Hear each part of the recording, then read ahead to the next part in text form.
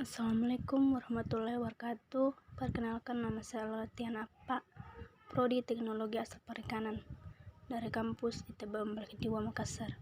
Jadi di sini saya akan menjelaskan tentang yang pertama faktor intrinsik mikroba, yang kedua faktor ekstrinsik mikroba, ketiga faktor implisit mikroba, yang keempat kurva pertumbuhan mikroba, kelima metabolisme mikroba. Langsung saja, yang pertama faktor intrinsik mikroba. Faktor intrinsik ialah faktor yang mempengaruhi pertumbuhan mikroba, baik mempercepat atau menghambat pertumbuhannya. Faktor intrinsik terdiri dari yang pertama pH. pH kebanyakan mikroorganisme tumbuh baik pada pH sekitar 7-0 atau 6,6 sampai 7,5, dan hanya beberapa yang dapat tumbuh di bawah pH 4,0. Bakteri mempunyai kisaran pH pertumbuhan yang lebih baik sempit dibandingkan dengan kapang dan kamir. Oleh karena itu, produk perikanan yang mempunyai pH lebih rendah akan semakin awet karena semakin sedikit jenis mikroorganisme yang dapat tumbuh. Kedua, aktivitas air atau AW. Nilai AW kebanyakan produk perikanan segar adalah di atas 0,99. Kebanyakan bakteri pembusuk tidak dapat tumbuh pada AW di bawah 0,91, sedangkan kebanyakan kamir pembusuk tidak dapat tumbuh pada AW di bawah 0,88, dan kebanyakan kapang pembusuk dapat tumbuh pada AW di bawah 0,80. Bakteri patogen yang dapat tumbuh pada AW relatif rendah adalah Staphylococcus aureus yang pada tumbuh sampai AW 0,86, sedangkan Clostridium botulinum tidak dapat tumbuh pada AW di bawah 0,96.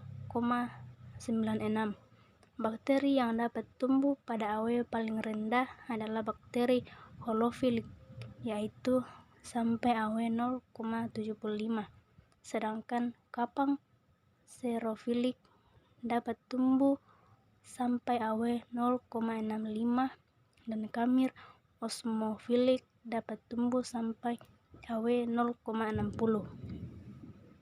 Yang ketiga, potensi oksidasi reduksi atau O/R/EH. Potensi O/R substrat menunjukkan kemampuan substrat untuk melepaskan elektron atau teroksidasi atau menerima elektron tereduksi. Potensi O/W suatu sistem diberi simbol EH. Yang keempat, kandungan nutrisi. Untuk dapat tumbuh dan fungsi secara normal, mikroorganisme membutuhkan komponen-komponen sebagai berikut. Pertama, air, sumber energi, sumber nitrogen, vitamin, dan faktor pertumbuhan lainnya, serta mineral. Sebagai sumber energi, mikroorganisme yang ada di produksi perikanan dapat menggunakan berbagai gula, alkohol, dan asam amino. Yang kelima, senyawa antimikroba. Ketahanan produk perikanan terhadap serangan mikroorganisme juga dipengaruhi oleh adanya senyawa antimikroba yang terdapat secara alamiah di dalam produk perikanan tersebut. Secara rinci, masih belum terungkap senyawa antimikroba yang secara ilmiah didapat dalam produk perikanan. Terakhir, struktur biologis. Beberapa produk perikanan mempunyai struktur spesifik yang melindunginya terhadap masuknya organisme pembusuk dan proses pembusukan selanjutnya. Yang kedua, faktor ekstrinsik mikroba. Faktor ekstrinsik merupakan faktor yang dipengaruhi oleh kondisi lingkungan dari penanganan dan penyimpanan bahan pangan. Faktor ekstrinsik terdiri dari pertama suhu, kedua kelembaban, ketiga susunan gas di atmosfer. Yang ketiga, faktor implisit mikroba. Bagian A, faktor implisit yaitu karakteristik mikroorganisme dalam memberi respon terhadap lingkungan dan interaksi antara mikroorganisme. Bagian B, mikroorganisme yang mempunyai laju pertumbuhan spesifik tinggi akan mendominasi populasi dalam pangan untuk waktu yang lama. Bagian C, mikroorganisme yang mempunyai afinitas rendah akan kalah bersaing dengan mikroorganisme lain. Yang keempat, kurva pertumbuhan mikroba. Kurva pertumbuhan mikroba terdiri dari pertama, fase lag. Fase lag bakteri berada dalam fase adaptasi terhadap media tumbuh, bersiap untuk memperbanyak diri melalui pembelahan sel. Kedua, fase log atau eksponensial.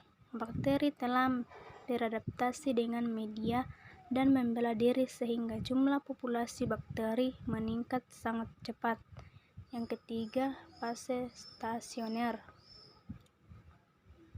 Pertambahan bakteri konstan karena pembelahan sel mulai menurun kecepatannya akibat media yang mulai exhausted. Di samping juga sel-sel bakteri mulai mengeluarkan senyawa atau metabolisme sekunder yang dapat meracuni media, menyebabkan sejumlah sel bakteri yang mati. Yang keempat, fase kematian ditandai dengan garis menurun yang menggambarkan makin banyak sel bakteri yang mati. Kondisi ini dapat dihindari jika pada fase stasioner kultur sel bakteri diremajakan dengan cara mensubkultur atau memasukkan sejumlah mililiter kultur bakteri ke dalam media baru, maka akan membentuk kultur bakteri dalam fase lag, maka kurva pertumbuhan akan terulang. Yang kelima, metabolisme mikroba. Metabolisme mikroba adalah cara mikroba mencari energi dan nutrisi atau misalnya karbon yang dibutuhkan untuk hidup dan berkembang biak. Setiap makhluk hidup melakukan metabolisme untuk mempertahankan kehidupannya, tidak terkecuali mikroba.